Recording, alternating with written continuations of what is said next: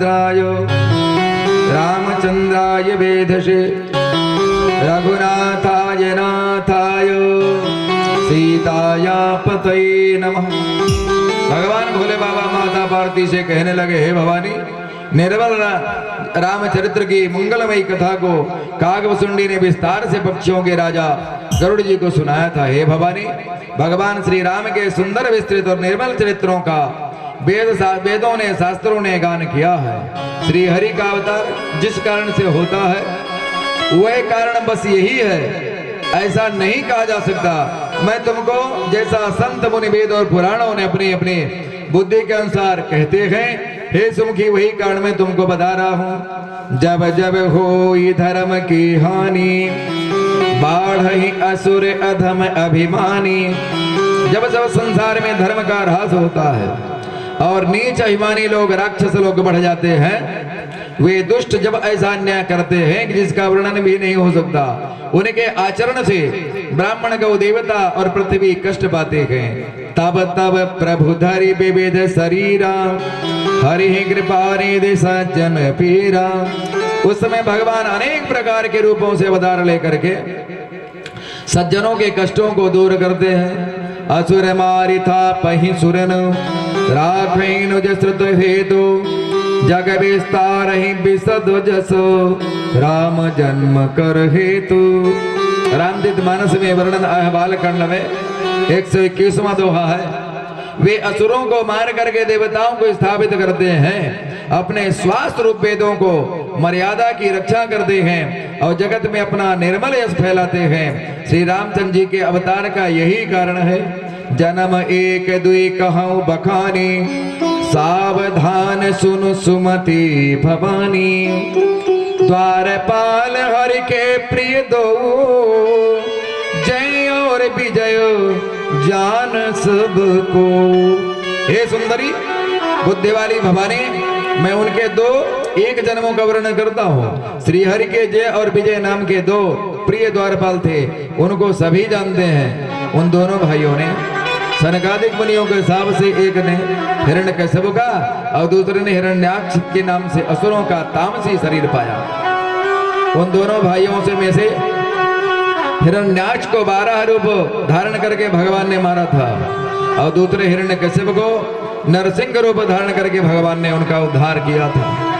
एक कल्प में कश्यप और अदिति दशरथ और कौशल्या के रूप में थे, उनके यहाँ श्री राम के रूप में अवतार लेकर असुरों को मारा था। एक कल्प में महाबली जालंधर ने सभी देवों को परास्त कर दिया था। महादेव शिव ने भी उसमें से भयंकर रूप युद्ध किया, परंतु उस दैत्य की स्त्री परम सती थी। इस कारण भगवान शिव जी भी उस दैत्य को परास्त नहीं कर सके थे। छल करि टार्यो तासुव्रत, प्रभु सुर कारज कीन्हो, जब ते ही जान्यो मरम तब, श्राप कोप कर दीन्हो। प्रभु ने छल से उस स्त्री का व्रत भंग कर देवताओं का काम किया और जब उस स्त्री ने भेंट जाना तब उसने क्रोध करके भगवान को श्राप दिया। वृंदा के श्राप को भगवान ने स्वीकार किया और देवताओं के हित साधन में भगवान को रामावतार में स्त्री वियोग झेलना पड़ा, सबको पता है। तहा जलंधर रावण भयो, रनहति राम परमो पद पयो। एक जन्म कर कारण इहा, जेहि लगी राम धरी नर देहा। वही जालंधर रावण हुआ और श्री राम जी के द्वारा सदगति को प्राप्त हुआ। एक बार सनकादिक मुनि भगवान का दर्शन करने बैकुंठ में पधारे थे। उनको भगवान के द्वारपाल जी और विजय ने रोक दिया भगवान के दर्शन करने के लिए, क्योंकि वो नंग धड़ंग दिगंबर रूप में रहते हैं। सोचे नंग धड़ंग कैसे भगवान के धाम में जाएंगे।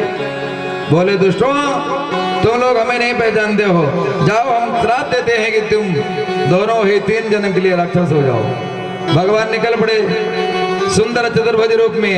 वाह, ऐसा ही होना चाहिए था, ये इसी के लायक थे। भगवान ने मानो एक रूप से सनकादिकों की बड़ाई किया हो, ये इसी के लायक थे।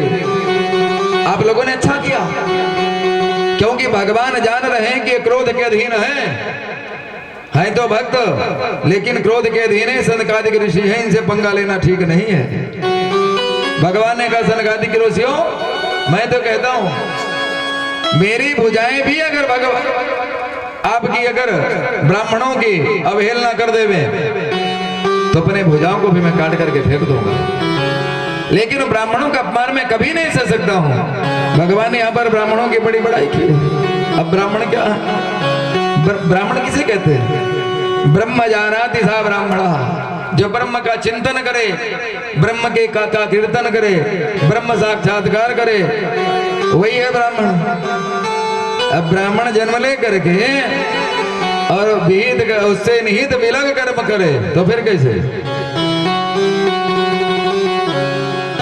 जन्मना चाहते, हाँ जन्म से सो सभी, भले ब्राह्मण कुल में जन्म ले लिए, लेकिन ऐसा भी कहेंगे सुनने को मिला, जन्म जा जाते शूद्रा कर्मा तुझ उच्चते।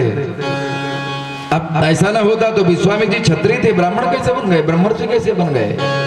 ब्रह्म करके इतना चिंतन किया विश्वामित्र जी ने कि दूसरा नरक और स्वर्ग भी बनाने में सफल हो गए। तब देवताओं ने आकर कहा ब्रह्मर्षि आप उठो, लेकिन वो बोले कि हम आपके कहने पर नहीं मानेंगे। बोले कौन कहे? बोले जब वशिष्ठ मुझे कहेंगे ब्रह्मर्षि आकर के तब मैं मानूंगा ब्रह्मर्षि। जो भगवान राघव सरकार के गुरु परंपरा में से हैं, गुरुदेव भगवान है, तो वशिष्ठ जी को भी कहना पड़ा। तब जाकर के विश्वामित्र ब्रह्मर्षि के कहने का अभिप्राय है कि एक क्षत्रिय भी ब्रह्मर्षि बन गए। तो भगवान ने उनकी इतनी बड़ाई किया वहां पर कि गजब कर दिया, लेकिन ये नहीं कहा करिए आप इतने श्रेष्ठ ब्राह्मण हैं, ऋषि हैं, चलिए हमारे वैकुंठ लोक को जरा पवित्र कर दीजिए, अपने पांव रख दीजिए। लोग कहते ना चले लो, जब कोई संत आता है गुरुदेव भगवान उसके आते हैं, गुरुजी आप तो आते रहते हैं लेकिन हमारे घर में कभी अब चरण नहीं रखे, जरा हमारे घर में भी चरण रख दीजिए, हमारा भी घर पवित्र हो जाए। भगवान ने यहाँ पर बिल्कुल नहीं कहा। जानते हो क्यों? क्योंकि सनकादिक ऋषि क्रोध के अधीन है, और क्रोध के अधीन है तो वहीं से हाँ बड़ाई करके विदाई कर दिया उनकी कि विदाई में ही भलाई है। तो ध्यान रखना, जब कोई संत ब्राह्मण क्रोध में होवे तो कोशिश करना उसको ठंडा करने के लिए पहले ठंडा कर दो, निर्मल कर दो। और ब्राह्मणों से, संतों से, ऋषियों से कभी पंगा नहीं लेना चाहिए। अब आप सोचते होंगे आप ब्राह्मण इसलिए ऐसा कह रहे हैं। नहीं भैया, हम तो ब्राह्मण, लेकिन हमारे भी तो ब्राह्मण हैं। ब्राह्मण क्या हो, कौन है? ब्रह्म जाना सा ब्राह्मण, जो ब्रह्म का चिंतन करे, अध्यासन करे, जप करे, पूजा करे, तप करे, दान करे, धर्म करे, करे और करावे, वो ब्राह्मण है। तो श्राप मिला और वही प्रथम जन्म में हिरण्याक्ष और हिरण्यकश्यप हुए। उनमें एक हिरण्याक्ष को 12 रूप धारण करके भगवान को मारना पड़ा, और हिरण्यकश्यप को मारने के लिए भगवान को नरसिंहावतार लेना पड़ा। दूसरे जन्म में वही महाबलवान राक्षस वृत्ति वाले रावण और कुंभकर्ण हुए, जिनको श्री राम ने मारा था। और तृतीय जन्म में वही शिशुपाल और दंतवक्त्र हुए, जो भगवान श्री कृष्ण के द्वारा मारे गए।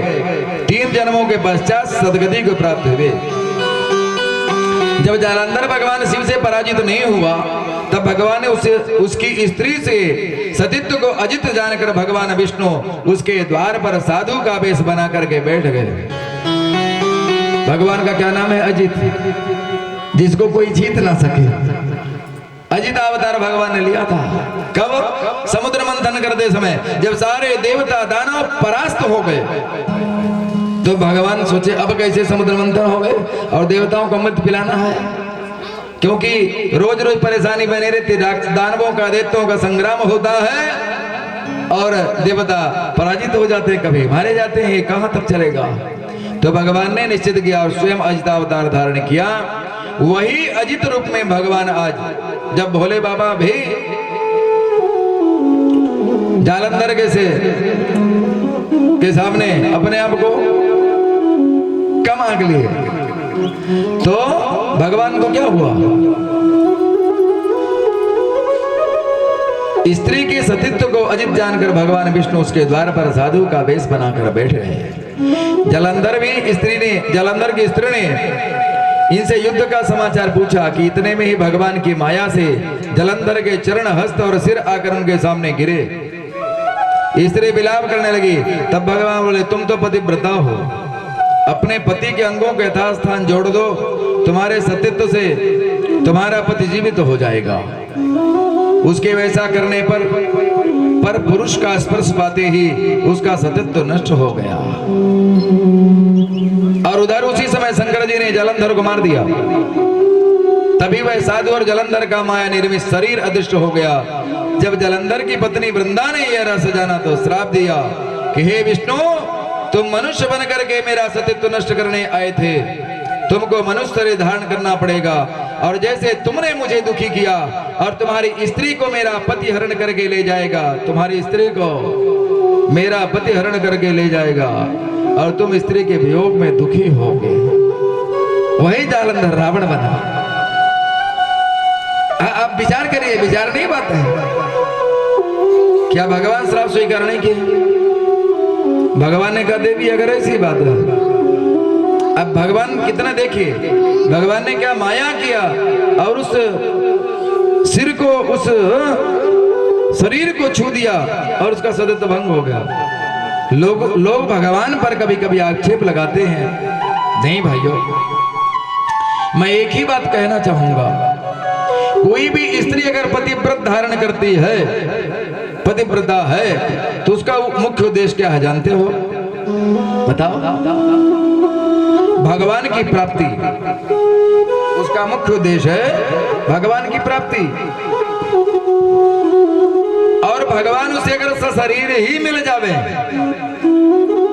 इसी मनुष्य तन से, तो कितने सौभाग्य की बात है। फिर भगवान ने देवताओं के उद्धार के लिए तो किया।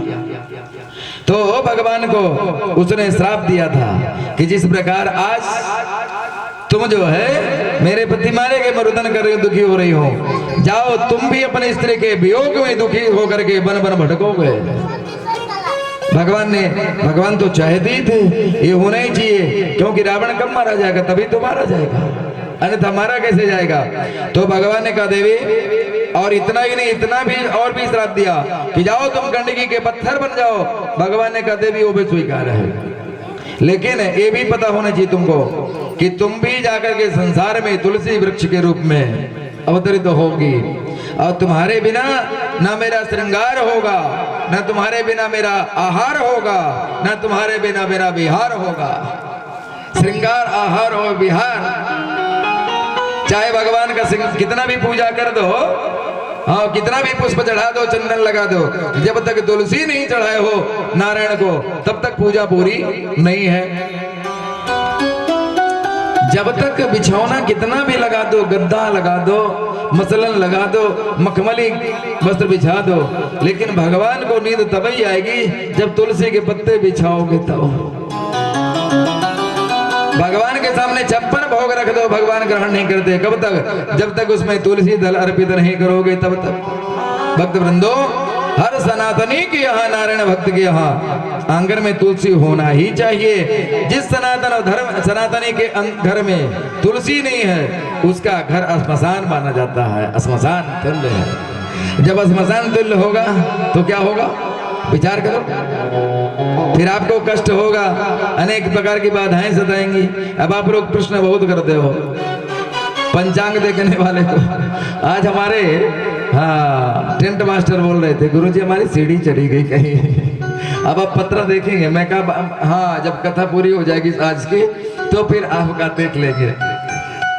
और मैं गया, मैं कहा सीढ़ी तो यही है, देखा था का अपने मनोगत भाव से, और चर्चा किया श्री राम खिलावन जी से। बोले गुरुजी मिल जाएगी जहाँ भी होगी। यहाँ से जाएगी कहाँ? भगवान के धाम से जाने वाली है। अब भोले बाबा के धाम में बैठे हो तो कुछ जा सकता है क्या? नहीं, जाएगा वही जिसमें आपका ज्यादा अनुराग होगा, जिससे आप भोले बाबा की भक्ति करो, और जब भक्ति करोगे तो फिर मिल भी जाएगा। तो भगवान की पूजा संपन्न नहीं होती जब तक तुलसी ना चढ़ाओ। जैसे हनुमान जी की पूजा कितनी भी कर लो, कितना सिंदूर चढ़ा दो, चमेली का तेल, कच्ची चमेली का, और कितना भी पुष्प चढ़ा दो, पूजा आराधना कर दो, चोला लंगोटा चढ़ा दो, भगवान खुश नहीं होते हैं। हनुमान जी कब खुश होते हैं? जब उनके दरबार में हाथ जोड़ करके जय सिया राम, जय जय सिया राम, जय सिया राम, जय जय सिया राम, जय सिया राम, जय जय सिया राम, जय सिया राम, जय जय सिया राम, जय सिया राम, जय जय सिया राम, सिया राम, जय सिया राम, जय सिया राम, जय जय हनुमान, जय सिया राम, जय जय हनुमान, जय सिया राम, जय जय हनुमान, जय सिया राम, जय जय हनुमान, जय सिया राम, जय जय सिया राम, जय सिया राम, जय जय सिया राम, जय सिया राम, जय जय सिया राम, जय सिया राम, जय जय सिया राम, जय सिया राम, जय जय सिया राम। भगवान नाम संकीर्तन करो, राघव सरकार का हनुमान जी की पूजा पूरी। हमारे हनुमान जी बैठे हैं ना, हनुमान जी पंडित जी महाराज जी, आज उनका जोड़ा नहीं है, पता नहीं अकेले ही बैठे हैं। वो बार बार निहार रहे थे इधर उधर, तो मैं देख रहा था कि जोड़े को अंदाज रहे हैं, क्या पता आज पंडिताई आई नहीं है। अब पंडित जी तो हैं, अब पंडितानी गलती है, पंडितानी इसलिए नहीं आई कि पंडित जी बैठे हैं, जो सुनेंगे उसका फल हमको आधा तो मिल ही जाएगा, तो हम क्यों परेशान हो गए। अब नारद जी ने भी भगवान को श्राप दिया था, नारद श्राप दीन एक बारा, कलक कल्प एक तेहि लगी अवतारा। इस प्रसंग को सुनकर पार्वती जी आश्चर्य पड़ गई और बोली, प्रभु नारद जी तो बड़े ज्ञानी और विष्णु भगवान के भक्त हैं, फिर कारण कवन श्राप मुनि दीन्हा, काय अपराध रमापति कीन्हा। भगवान शिव कहने लगे, अरे कोई भी ना ज्ञानी है ना कोई मूर्ख है, सिर्फ नाथ जी जिसको जैसा करते हैं वह उसी क्षण वैसा ही हो जाता है। याज्ञवल्क्य जी कहने लगे कि हे भरद्वाज जी, तुम आदर से सुनो। तुलसीदास जी कहते हैं कि मान और मद को छोड़कर आवागमन का नाश करने वाले रघुनाथ जी को ही भजो। सच्चा साधक प्रत्येक कार्य को भगवान के समर्पित करता है। ऋषि प्रसाद में वर्णन आया है, कायेन वाचा मनसेन्द्रियैर्वा बोध्यात्मना वा प्रकृते स्वभावात् करोमि अद्य सकलं परस्मै नारायणायेति समर्पयामि। शरीर से, वाणी से, मन से, इंद्रियों से, बुद्धि से, अहंकार से अथवा प्राकृत स्वभाव से मैं जो करता हूँ वह सब परम पुरुष भगवान नारायण के लिए ही है। इस भाव से उन्हें समर्पित करता हूँ। हे भरद्वाज जी, एक बार नारद जी हिमालय पर्वत की एक गुफा में, जिसके पास गंगा जी बहती हैं, वहां परम पवित्र सुंदर आश्रम देखकर उनका मन भगवान के चरणों में लग गया। भगवान का स्मरण करते ही उन नारद जी के श्राप की दक्ष प्रजापति ने दिया था कि तुम एक स्थान पर नहीं ठहर सकते। गति रुक गई और वहीं उनकी समाधि लग गई। हे भरद्वाज जी, प्राणी को ईश्वर से ही नारद भक्ति दर्शन में वर्णन आता है। काम क्रोधाभिमानादिकम तस्मिन्नेव करणीयम। नारद भक्ति दर्शन नामक ग्रंथ है, कभी उठा के पढ़िए। ये भाव आता है, काम क्रोध अभिमान आदि भगवान से ही करने चाहिए। अब दक्ष का श्राप तो था ही, तो नारद जी को समाधि में देख करके मुनि गति देखी, मुनि गति देखी सुरेश डराना, मुनि गति देखे सुरेश डराना, काम ही बोल की न सनमाना।